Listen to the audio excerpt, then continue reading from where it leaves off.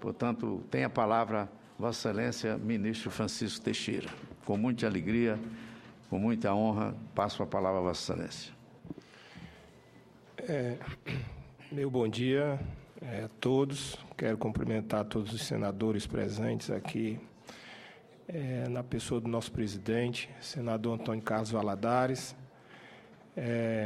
Estou aqui para, dentro do papel de ministro interino da Integração Nacional, prestar contas, principalmente do projeto de integração de São Francisco, mas de outras ações relacionadas com o Nordeste brasileiro, que sejam da pauta do Ministério da Integração, caso isso seja dos interesses dos senadores presentes. E, como nós temos meia hora, eu vou aqui rapidamente fazer a apresentação. Um pouco aqui no início, senhores senadores, enquadrando o projeto São Francisco como um instrumento de desenvolvimento regional, né, do nosso Nordeste setentrional, os 4 estados beneficiados, Ceará, Paraíba, Pernambuco e Rio Grande do Norte. Aí eu gostaria de passar aí, por favor. Relembrando um pouco, já que também aqui nós estamos numa comissão de desenvolvimento regional e tratando também de assuntos relativos à SUDENE, resgatando um pouco aí do estudo desenvolvido pelo nosso saudoso Celso Furtado, né, paraibano de Pombal, que coordenou o Grupo de Trabalho de Desenvolvimento do Nordeste, o GTDN, em 1959. Essa era a visão, né, estabelecida naquele estudo do caminho natural para o desenvolvimento econômico, né, de uma região. O caminho mais fácil, que uma região que tivesse abundâncias em recursos naturais, principalmente em solo e em água, poderia ter um setor primário altamente desenvolvido através do aumento de exportação de produtos primários. Se você conseguisse expandir essa área com a escala, você tinha uma maior rentabilidade, então você tinha uma elevação do nível da renda. Com a elevação do nível da renda, você teria uma procura, uma demanda por bens e serviços, e, a partir dessa demanda, se estabeleceria um mercado interno, e esse mercado interno possibilitaria a diversificação da estrutura produtiva através da industrialização. Se nós percebermos, isso é o que aconteceu, por exemplo, nos Estados Unidos com o algodão, ainda no século XVIII e início do século XIX. Aconteceu com café no Brasil, o Celso Furtado dá o exemplo disso. E no Nordeste brasileiro não foi possível, pode passar aí, por favor, exatamente por esses motivos. Ou seja, no Nordeste, principalmente no semiárido, mas nós temos uma pobreza relativa de recursos naturais, tanto de solo como água. Se fala muito da carência hídrica da região Nordeste, mas nós também temos uma pobreza em termos de solos em grande quantidade. Não temos uma riqueza de solos como temos no Centro-Oeste. O Centro-Oeste, por exemplo, hoje passa por um dinamismo econômico muito grande, baseado exatamente no setor primário, que tem uma abundância de água, uma abundância de solos, e com isso você eleva o nível de renda, e já temos regiões do Centro-Oeste se industrializando, né? Isso é perfeitamente perceptível. Então, no caso do Nordeste, esse caminho natural e mais barato não foi possível, impossibilitou o aumento de exportações de produtos primários, não houve condições de elevar a renda, então houve uma predominância do setor de subsistência na economia. Setor de subsistência, como ele bem diz, você gera aquilo para sobreviver. Houve, portanto, uma falta de geração da renda, de elevação da renda, inexistência, portanto, de um mercado interno, porque você não tinha renda, não tinha demanda, então não se formou um mercado interno, e, portanto, não houve a condição de diversificar a estrutura econômica, que é a industrialização tão almejada pelo Nordeste já naquela época, e aí gerou-se pobreza, né? Com o crescimento populacional, mais pobreza ainda, porque nós estamos numa das regiões semiáridas mais populosas do mundo. Pode passar. Então, como diretrizes naquela época, que em muitos casos, em muitos desses pontos ainda são atuais, se preconizava uma intensificação dos investimentos industriais. Então, você tinha que ter, era o caminho mais caro, mais um uso de capital intensivo para buscar a industrialização. A transformação da economia agrícola da faixa úmida, né, através da produção de alimentos na periferia do polígono das secas. A transformação da economia das zonas semiáridas, né, através de irrigação dos vales dos grandes rios. Ou seja, a irrigação já era colocada como um dos caminhos para possibilitar o desenvolvimento da região. Seria no Vale do São Francisco, principalmente, mas no Vale dos outros rios, como Piranhaçu, na Paraíba, Rio Grande do Norte, e Jaguaribe, no Ceará. E se pregava até o deslocamento da fronteira agrícola do Nordeste para a colonização de terras úmidas no Maranhão e Goiás. Se a gente perceber, não de uma forma planejada, como queria Celso Furtado, mas de uma forma natural, aconteceu isso. Hoje, a grande fronteira agrícola do Brasil é o Centro-Oeste, né? E temos essa fronteira subindo para o sul do Maranhão, né, já atingindo o Maranhão e atingindo também o Piauí, né? Ou seja, já tudo isso era vislumbrado naquelas épocas. Pode passar, por favor. O novo plano, elaborado quando era ministro ainda Cid Gomes, em 2005, Ciro Gomes, ele, claro, dentro de uma nova realidade do Nordeste, ele coloca como vetores de uma estratégia para o desenvolvimento do semiárido uma rede de cidades, né, com infraestrutura, ou seja, o Nordeste hoje não é mais aquele Nordeste eminentemente rural, é um Nordeste urbano. Então, ele tem uma rede de cidades que precisa ser melhor estruturada, né? Atividades urbanas, né, são importantes hoje, né, ou atividades dentro do urbano com o rural, né, a pequena industrialização da produção rural, mineração, negócio pautado, inclusive, na música popular nordestina, que tem empregado muita gente. Atividades produtivas de larga escala, né, como o vetor exportador, através do agronegócio, da irrigação. Atividades de menor porte, como os arranjos produtivos locais e a agricultura familiar, que contribui para a segurança, né, alimentar e aliviar a pressão demográfica. Isso são os vetores, né, mais modernos para o desenvolvimento da região. Pode passar. E aqui, eu quero colocar o São Francisco, o projeto São Francisco, e quando eu falo do projeto São Francisco, falo também de outros eixos de água estruturantes que estão sendo pensados e executados na região Nordeste. Por que que o São Francisco, né, todo mundo quer ter sua ligação de água ao São Francisco? Primeiro, ele o Nordeste só tem 3% da água do Brasil e 28% da população.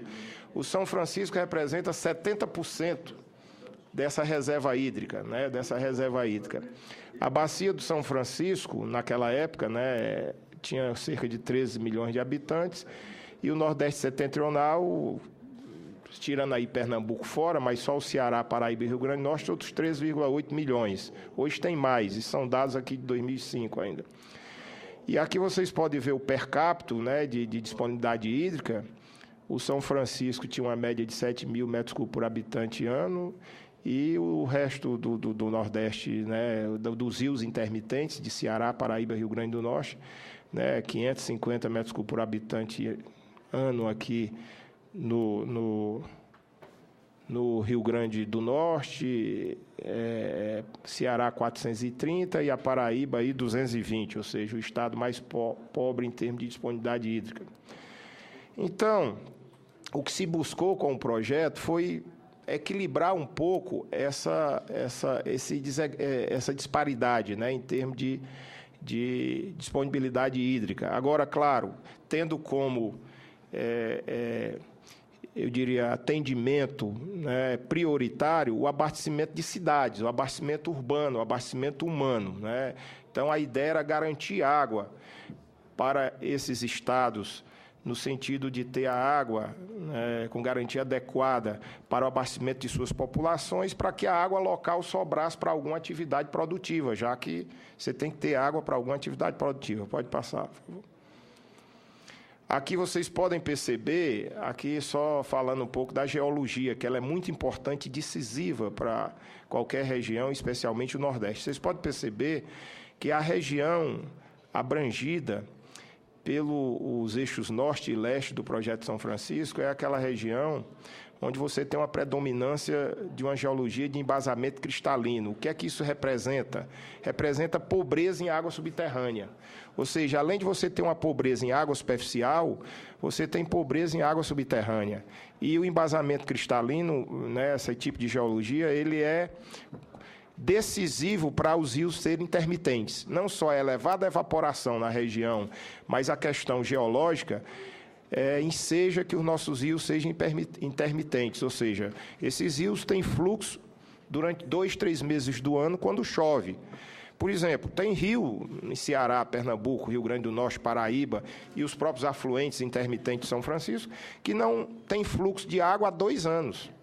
Ou seja, há 2 anos que esses rios não têm fluxo de água, porque estamos com 2 anos de seca. Ou seja, são rios que eles só têm água quando realmente chove. E, naquele período, você tem que guardar água em reservatórios, porque senão a água vai toda para o mar e você não tem água no resto do tempo. Imagine se o Ceará não tivesse uma rede de açudes, a Paraíba não tivesse o Curemas, Mãe d'Água, Epitácia Pessoa, o Rio Grande do Norte, a barragem do Açu, barragem Santa Cruz. A água que choveu lá em 2009, 2010, 2011 tinha ido para o mar e estava todo mundo hoje sem água. Então, esses reservatórios que ainda estão suportando essa seca de 2 anos. Mas isso não é suficiente, pode passar. Exatamente por isso. Qual é o grande problema? O grande problema é que, como os rios são intermitentes e a chuva é muito variável, a oferta hídrica baseada simplesmente nos reservatórios, ela é também irregular, assim como é irregular a chuva. Vocês podem perceber, isso aqui é antigo, não estou colocando ainda, a grande seca agora é de 2012, porque 2012, 2013, isso aqui também está indo lá para baixo. Mas para vocês perceberem que o Nordeste vive hoje, ele sempre viveu, né, em períodos recorrentes no passado. Aqui foi a grande seca do início dos anos 90. Aqui nós temos a capacidade de acumulação de água do Ceará. Hoje é 18 bilhões, aqui era 17,5 bilhões de metros cúbicos. Ora, vocês podem perceber que essa capacidade aqui, ela varia. Ela tem hora aqui que está próximo inclusive aos 100%, quando teve uma recarga fenomenal em 2004. Mas aqui vejo o período aqui dos anos 90, né, até 2003, que esses reservatórios ficaram, em média, entre 30% e 40%. Ou seja, durante quase uma década, você ficou convivendo com uma reserva hídrica entre 30% e 40%. Quando chegou em 2004, que teve aquela tromba d'água muito forte, nós fomos para quase 100%. Aí passamos a primeira década do milênio, infelizmente esse gráfico eu peguei ontem, vou completar aqui com dados da COGÉ, lá no Ceará, mas se a gente pegar aqui a primeira década do milênio, a gente vai perceber que a gente ficou com a reserva hídrica variando entre 60% e 70%, ou seja, uma década com certo conforto de água. Já entramos nessa nova década, desde 2012, né, com a reserva hídrica caindo, e hoje o Nordeste se encontra de novo nessa situação, em termos de reserva hídrica. Nós estamos aí em torno dos 30%. Em certos casos, caindo já para a casa dos 20%. Então, o São Francisco, ele entra nesse período mais crítico, ou seja, quando você está com essa reserva hídrica muito baixa, você traz água do São Francisco para garantir o aporte hídrico, fundamentalmente para o abastecimento de 390 cidades, garantindo a água para 12 milhões de habitantes. Então, ele é um instrumento de segurança hídrica, ele é uma espécie de seguro-água, né? Pode passar. E aí o projeto, pode ir sinalizando, os eixos que estão em obra, né, eixo norte e eixo leste, né, esses ramais em vermelho são obras associadas ao São Francisco, que brevemente esse ramal do Entremontes em Pernambuco, esse ramal do Agreste também em Pernambuco, estarão aí com os editais disponíveis na praça para licitação, já estão com os editais praticamente concluídos. O cinturão das águas no Ceará já está em obra. Esse ramal do Apodi também até o final do primeiro semestre, que vai levar água para o Rio Grande do Norte, a gente também deverá estar licitando. O canal da vertente litorânea na Paraíba também está em obra. Então, aqui são grandes obras estruturantes associadas ao projeto São Francisco, ao Rio São Francisco. Os estados do Nordeste, de uma forma geral, do semiárido, eles precisam ter essa segurança hídrica, que nada mais é do que uma ligação com a grande fonte hídrica da região, que é o São Francisco. E fazer com que essa rede de canais e de adutoras que se derivam dos rios perenizados, e sim azul claro, que vocês estão vendo, são os rios que são ou já perenizados e terão fortalecimento da perenização, ou trechos que ainda não foram perenizados, que serão perenizados, como o Salgado aqui no Ceará, como o Rio Paraíba, né? Aqui, ó, esse rio aqui até o Açude Buqueirão não é perenizado, vai ser perenizado. Então, nós vamos ter uma grande rede de canais, de eixos, de leitos de rio perenizados e de adutoras que vai dar uma capilaridade à segurança hídrica no território do Nordeste. Aqui, por favor, clica aqui no canal, canal do Sertão Alagoano, aqui, por favor. Aqui, ó. Pronto. Não só o eixo norte e leste do projeto São Francisco está em obras, mas como também os estados da chamada Bacia Doadora de São Francisco estão sendo beneficiados com esse grande plano, que a gente chama Plano São Francisco, de levar a garantia hídrica de São Francisco aos municípios mais distantes do semiárido nordestino. Aqui é o canal do Sertão Alagoano, a União está investindo aqui em 4 trechos desse canal, que representam aí 120 quilômetros que estão em obra, dos quais 70 quilômetros já estão com água, 2 bilhões de reais nessa primeira etapa, ou seja, fazer a água chegar quando os outros trechos forem concluídos o projeto e incluídos no Parque 3, fazer a água chegar, inclusive a Arapiraca, né? Bem aqui, ó. Isso aqui é o que está em obra hoje, os trechos que estão em obra, mas a água vai chegar aqui em Arapiraca, ou seja, vai atender todo o sertão alagoano. E daqui já tem a adutora sendo construída, porque qual é a grande vantagem? São Francisco passa aqui dentro de um cânion, mesmo com a barragem de Xingó, que elevou em 80 metros o nível da água de São Francisco, o bombeamento ainda é muito alto, daqui do cânion de Xingó para Alagoas e para Sergipe aqui embaixo. Então, as adutoras atuais já estão sendo pensadas e trabalhadas pelo o governo de Alagoas, sendo tiradas daqui do canal. Vai diminuir também o custo de energia, porque esse canal capta quase que por gravidade aqui no Lago de Mochotó, ali no Complexo Paulo Afonso.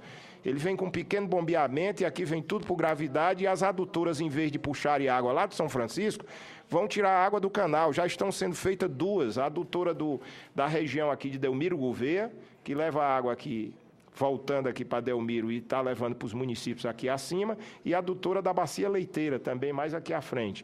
Então, é um plano para o futuro de Alagoas que já está sendo posto em implementação. Pode passar. Aqui no canal também, da mesma região, aqui de Paulo Afonso, o canal de Xingó para Sergipe. Por favor, clique aqui, Aline. Não saiu aí o canal. É canal de Xingó, aí na bolinha. Aqui. Pronto.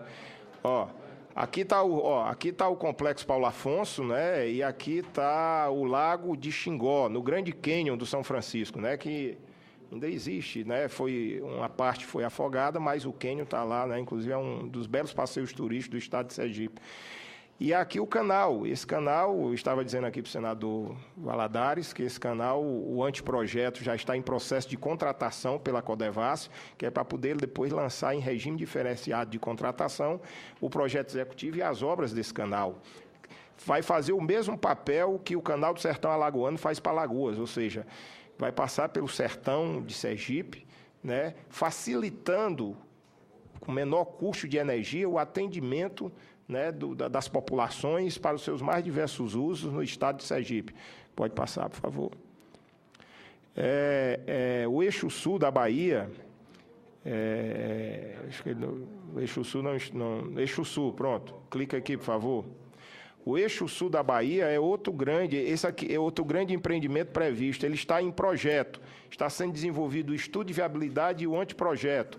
Vai levar a água do lago aqui de Sobradinho, aqui nas mediações de Juazeiro, na Bahia, né? para o sertão aqui, a região do Senhor do Bonfim, levando água para o Várzea Barris e para o Itapecuru, que são dois rios importantes do semiárido da Bahia, ou seja, é outro eixo também que está sendo pensado. Pode passar. Então, volta, por favor, lá para a apresentação principal. Voltar, por favor. Então, o que eu quero dizer é o seguinte, o eixo norte e leste chamado, que são os que estão com obra mais avançada, eles fazem parte de um grande plano de levar a água do Rio São Francisco, como eu já falei, aos vários estados da bacia e estados que não estão na bacia, mas que fazem parte do semiárido brasileiro, no sentido de regularizar a oferta hídrica da região, para que numa outra seca como essa que nós estamos vivendo agora, nós tenhamos a garantia de água em 390 cidades, no caso do eixo norte e leste, mas também em municípios dos estados de Alagoas, Sergipe e do sertão da Bahia, em futuro próximo. E aqui, tudo isso em azul que vocês estão vendo, são sistemas adutores que já existem e que vão ser fortalecidos com a oferta hídrica levada por esses canais. Por exemplo, Fortaleza aqui, clica aqui, por favor, só para você ter um exemplo da importância desse empreendimento. Hoje, o Açude Castanhão, que é o maior reservatório do Ceará, já atende Fortaleza desde maio de 2012. Nós vamos fazer 2 anos agora em Fortaleza, que quem garante o atendimento hídrico de Fortaleza, da região metropolitana de Fortaleza, não é só Fortaleza, são 15 municípios, é o Açude Castanhão. Esse açude, por exemplo, se para o ano for outra seca, nós já vamos ter que aumentar ainda mais o controle sobre a água. E ninguém sabe quanto tempo pode durar uma seca. Já tivemos secas é normal ter secas de 1 ano, 2 anos, mas a gente pode ter seca de 4 anos, 5 anos, como nós já tivemos. Então, nesse momento, o São Francisco entra fortalecendo a oferta para garantir água, né, fundamentalmente das populações. Pode passar. Volta para a apresentação, por favor. Clique em cima, né? Pronto. Pode passar aí, por favor, próximo. E aí são os reservatórios, né, que vão servir de receptores de água do Projeto São Francisco, né, os reservatórios que vão receber água, que já existem e vão ter a sua oferta hídrica garantida, aumentada por esse projeto. Pode passar. Aí é o sistema de gestão, que já tinha falado para vocês, como foi concebido. A Codevasf, a presidenta está na iminência de assinar o decreto presidencial, colocando definitivamente a Codevasf como a operadora federal do projeto. A ANA é o agente regulador, vai funcionar similar ao sistema elétrico, a fixação das tarifas, os estados vão pagar pelo custo de operação e manutenção, né, o custo de energia dessa água, os estados receptores.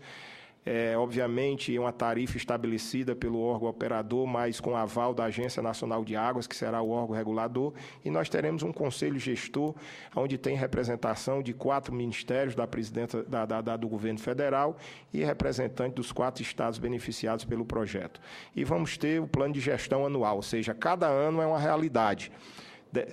Dependendo do aporte hídrico natural aos reservatórios dos 4 estados, vai se dar alocação de água para cada estado, né, em função da sua demanda estabelecida anualmente. Pode passar. E cada estado tem embaixo também o seu órgão gestor estadual, operador, para receber essa água e alocar da melhor forma possível.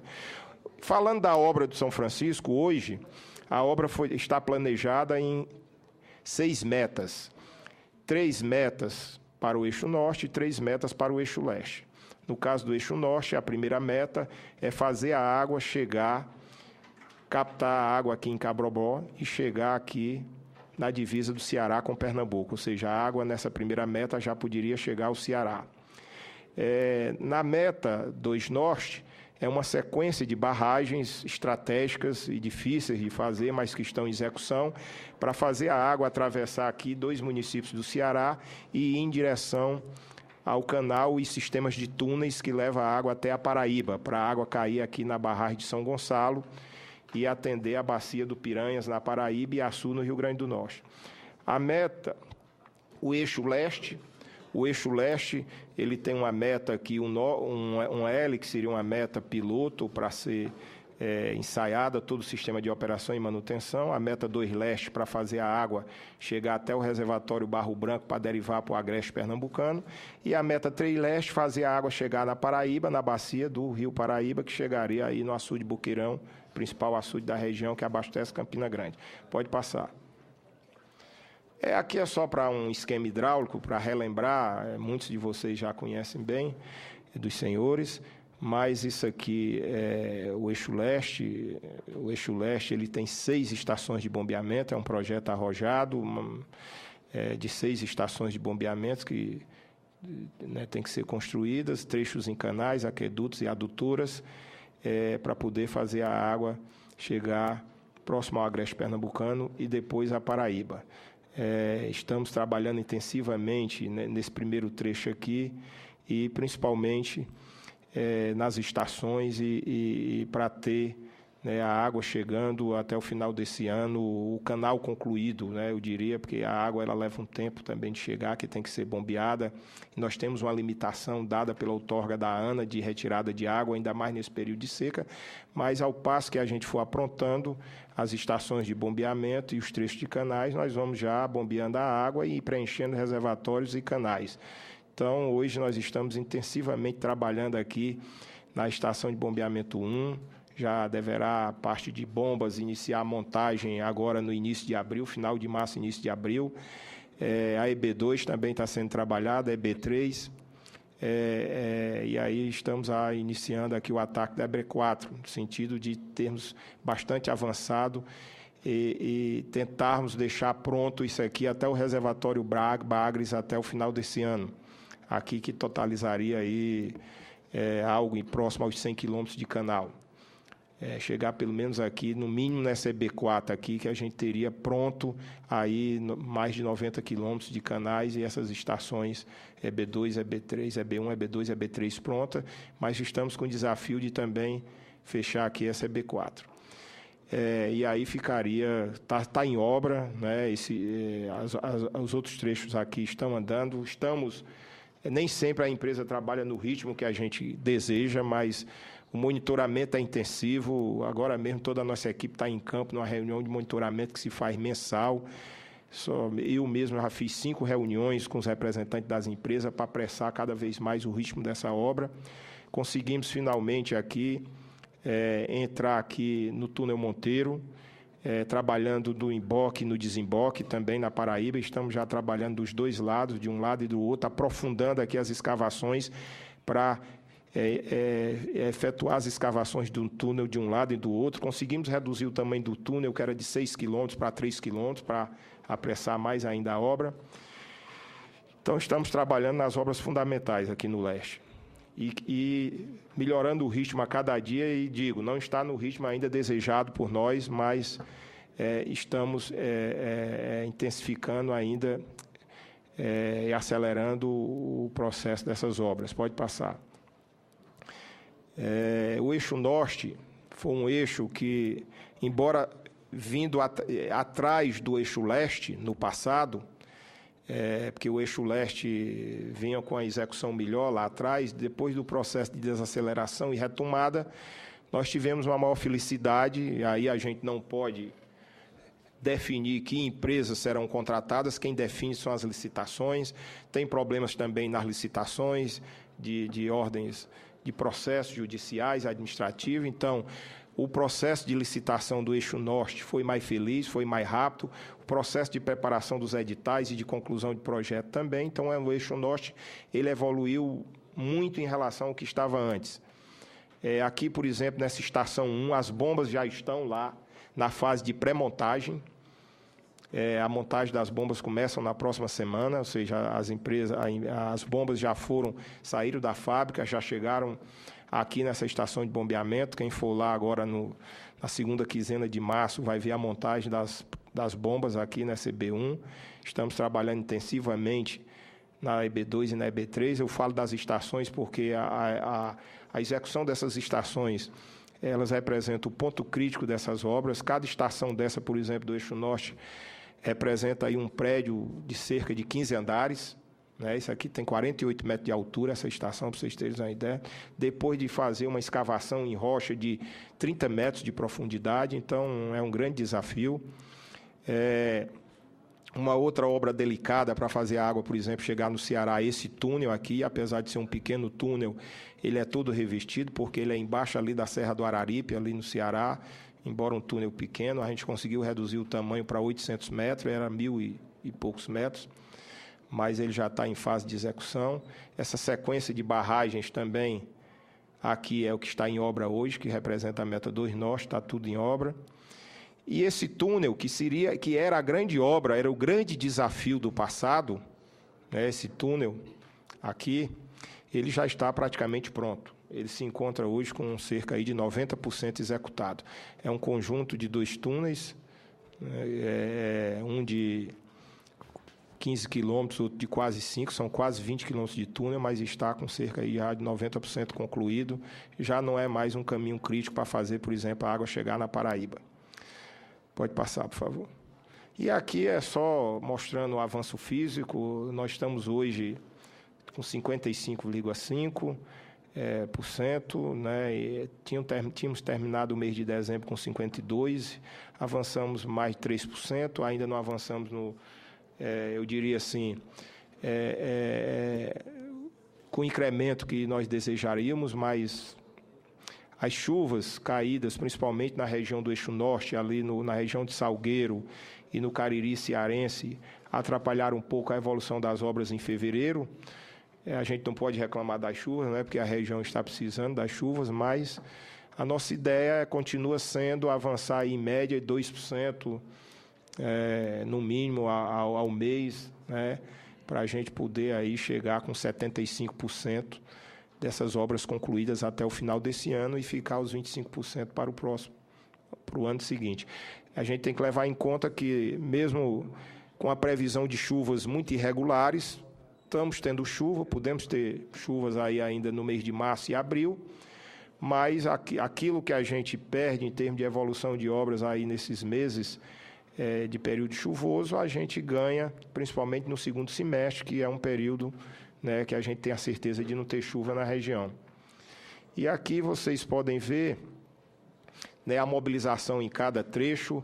Aqui, a sequência da água é aqui. A gente, por exemplo, num L, a água primeiro passa por essa meta 1L, né, que está com 87% pronta, a meta 2L 60%, e no final, chegando na Paraíba, a meta 3L, que está com 17% executada. No caso do Eixo Norte, a mesma coisa, essa meta Norte faz a água atravessar Pernambuco, chegar no Ceará, está com cerca de 62% concluída. A 2 Norte, ela foi uma meta que nunca tinha sido trabalhada no passado, por isso que, mas ela evoluiu bem, está com 25% já hoje. E a meta 3 Norte, principalmente representada pelo túnel de quase 20 quilômetros de comprimento, que eu falei para vocês, ela avançou bem já no passado, né? Nós estamos com 52%, e estamos trabalhando para esse meio aqui, né, a meta 2 Norte, no estado do Ceará, que faz a água chegar na 3 Norte, chegar na Paraíba, que ela avance bem. Mas aqui nós estamos, vocês podem ver a mobilização, ó, nessa meta que está mais atrasada, 1.500 pessoas trabalhando, né? Então, nós estamos com o Eixo Norte bastante mobilizado, avançando muito bem, e estamos trabalhando para a mobilização do Eixo Leste dobrar, né? Ou seja, estamos tendo reunião sistemática com a empresa, mas está avançando, melhorou muito o ritmo do Eixo Leste, e o trabalho hoje é esse trabalho de monitoramento para fazer a obra avançar no dia a dia, cada vez mais, tirando todos os percalços que tem no dia a dia para poder a obra avançar. Pode passar. Aqui, falando um pouco, né, da evolução, né, da obra, no sentido... Aquele índice que eu mostrei para vocês de evolução, ele é um índice físico, não é meramente um índice financeiro. A gente faz um índice mais complexo, né, pegando a dificuldade de cada obra, ali é físico. Aqui é só o desembolso financeiro.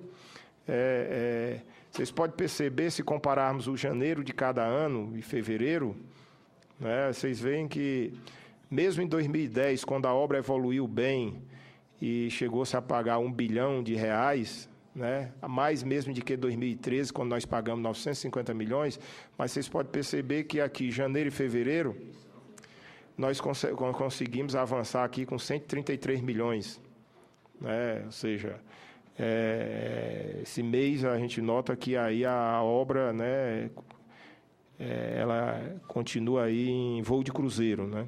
Pode passar. Não há pendência, é bom que se diga, nós não temos uma pendência com o Tribunal de Contas, estamos aí com o Tribunal de Contas trabalhando, né, como ele sempre trabalhou, fiscalizando as obras de forma parceira. E aqui vocês podem perceber que a obra deu a inflexão, né? Que foi um momento preocupante, né? Aqui, até ainda por volta aqui de 2012, né? Final de 2011, início de 2012. O ano de 2012 foi um ano difícil, e aqui uma parte de 2011 no sentido de reverter o processo, concluir alguns detalhes de projeto, preparar novos editais, negociar com as empresas, relicitar e já, né, entramos em processo de remobilização praticamente no nível que estava lá atrás, e isso aí, né, vai continuar aí até a obra concluir, porque não temos ainda nenhum percalço. 9.221 pessoas hoje, né, com tendência a subir, porque principalmente no leste a mobilização ainda está se acentuando. Pode passar. Aqui não, vai passar, aí não precisa. Vai para frente. Vamos mostrar as fotografias. Isso aí é um filme sobre as obras. A gente pode ver aí, são fotografias do eixo norte, né, de trechos de obras que estão sendo trabalhados. Pode passar aí, por favor. Aí, barragens, aquedutos, né, vertedouros de barragens sendo executados, pode passar. Pode passar, por favor. Isso aqui é foto antiga, a estação aqui já está toda concluída, a parte civil fechada e as bombas, né, como eu falei, já em processo de pré-montagem, estão lá deitadas ao lado da estação, onde os fornecedores estão fazendo as últimas avaliações para içar as bombas e começar a montagem nessa estação. Pode passar.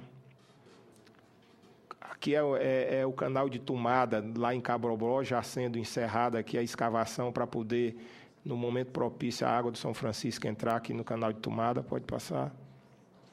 Trechos de terraplenagem aí sendo feito. Pode passar. Aqui, por exemplo, túnel já pronto, e é o túnel que eu falei, que está em cerca de 90% concluído. Aqui já o túnel pronto, o piso feito em concreto rolado, né? Um concreto que é feito compactado a rolo, concreto projetado para diminuir as irregularidades do túnel, e aqui o túnel já pronto para passar água, esse trecho de túnel. E sendo concluído o resto de escavação ainda, que falta pouca escavação. Eixo norte pode passar a construção de barragens.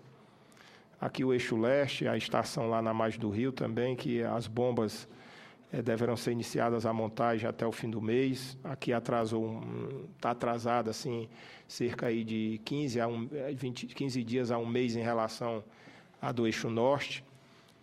Pode passar, mas aqui está se trabalhando. A EB2 também sendo trabalhada. Pode passar. Barragens também, vertedouros sendo executados no eixo leste.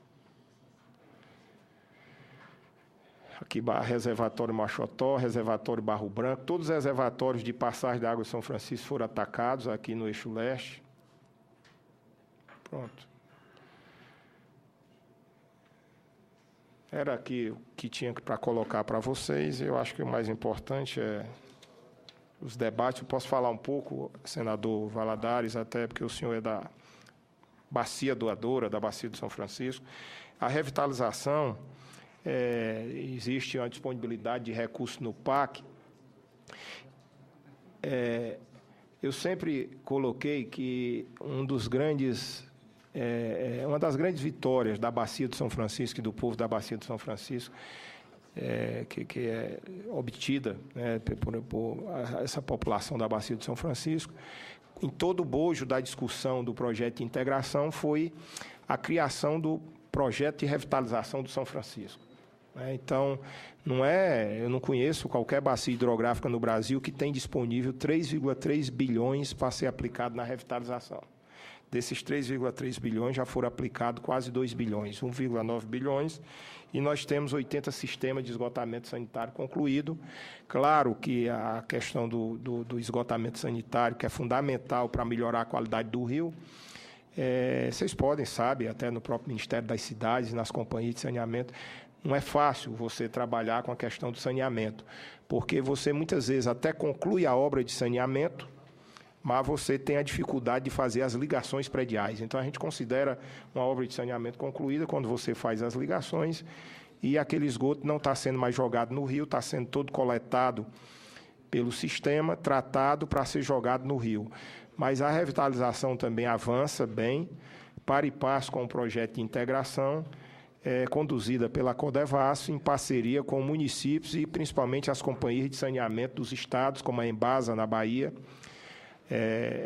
Casal, em Alagoas, o órgão de Sergipe, que não me esqueço o nome do órgão, de saneamento, a companhia de saneamento, a ADESO, de Sergipe, e a Compesa, em Pernambuco. Então, é uma parceria Codevasf com essas instituições no sentido de avançar bem essa parte da revitalização. Mas vem andando também e é um dos importantes vetores do PAC hoje. Muito obrigado a todos e fico à disposição aí para poder tirar alguma dúvida, debater com os senhores senadores.